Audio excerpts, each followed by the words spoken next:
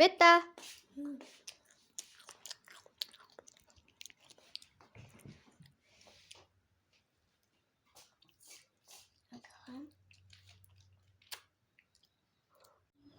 হাই বন্ধুসকল নমস্কাৰ খবৰ ভালনে আপোনালোকৰ আজি মই ৰেচিপি এটা লৈ আহিছিলোঁ আপোনালোকৰ কাৰণে এইটো পিঠা হয় আমি আসলতে কওঁ এইটো টেপা পিঠা বুলি আপোনালোকে কি পিঠা কয় জনাবচোন ইয়াতে মানে আটা এড কৰিছোঁ 1.5 কাপ তো গাখীৰ এড কৰিছোঁ 1 কাপ চেনি এড কৰিছোঁ আধা কাপ ইয়াতে কোনো বেকিং সোডা বেকিং পাউডাৰ এইবিলাক ইউজ কৰা নাই এইটো ভালদৰে লৰাই দিব গোটেই মিশ্ৰণখিনি দি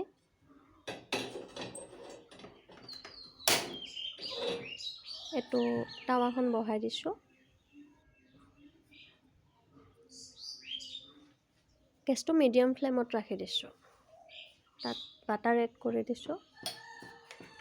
খাবলৈ বহুতে টেষ্টি হয়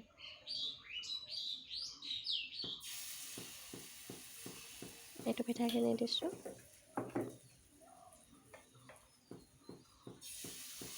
আপোনালোকে ট্ৰাই কৰিবচোন সৰু বাচ্চাৰ কাৰণে বহুতে ভাল হয় ইয়াত কোনো ময়দা নাথাকে baking soda baking powder refine add কৰা নাই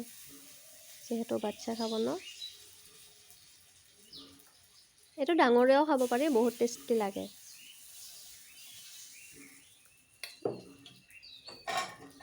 আৰু বহুত কম তেলতে হৈ যায় এইটো সো এইটো ট্ৰাই কৰি চাব এবাৰ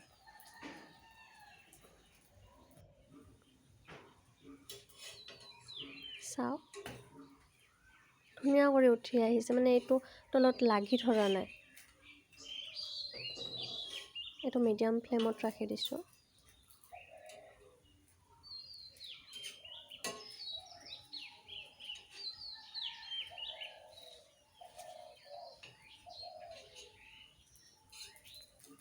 ৰেচিপিটো ভাল লাগিলে প্লিজ ভিডিঅ'টো লাইক কৰি দিব ফলো কৰিব আৰু চেনেলটো ছাবস্ক্ৰাইব কৰি দিব এয়া চাওক ওপৰত বাটাৰ এড কৰি দিছোঁ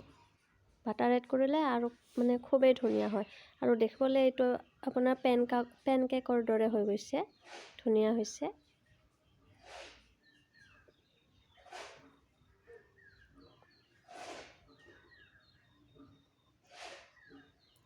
থেংক ইউ ভিডিঅ'টো চোৱাৰ কাৰণে বেটা